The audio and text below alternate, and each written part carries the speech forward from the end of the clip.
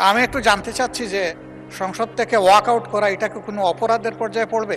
সংসদে ওয়াকআউট করা এটা কি অপরাধ? এ প্রশ্নকে ঘিরে সংসদে তৈরি হয়েছে নতুন বিতর্ক। সংসদে দাঁড়িয়ে জামাতের আমির সরাসরি প্রশ্ন তুলেছেন। তিনি বলেন, সংসদে সরকারি দল ও বিরোধী দল থাকবে, মতের অমিল থাকবেই, এটাই স্বাভাবিক।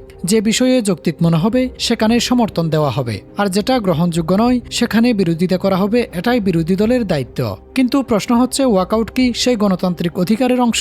তিনি আরও জানতে চান, বিরোধী দল কি সরকারের অনুমতি নিয়ে ওয়াকআউট করবে নাকি নিজেদের সিদ্ধান্তে ওয়াকআউট করবে? এই বক্তব্যের পরই বাংলাদেশ জাতীয়তাবাদী দল বিএনপি তীব্র প্রতিক্রিয়া জানায়। পুরো বিষয়টি নিয়ে রাজনৈতিক অঙ্গনে শুরু হয়েছে আলোচনা ও সমালোচনা। অনেকেই বলছেন এটি একটি স্বাভাবিক গণতান্ত্রিক অধিকার, আবার অন্যরা মনে করছেন এ ধরনের কর্মকাণ্ড সংসদের পরিবেশ ক্ষুণ্ণ করতে পারে। বক্তব্যের শেষ দিকে তিনি সতর্ক করে বলেন, এভাবে পরিবেশ নষ্ট হলে সংসদের কার্যক্রম বাধাগ্রস্ত হতে পারে।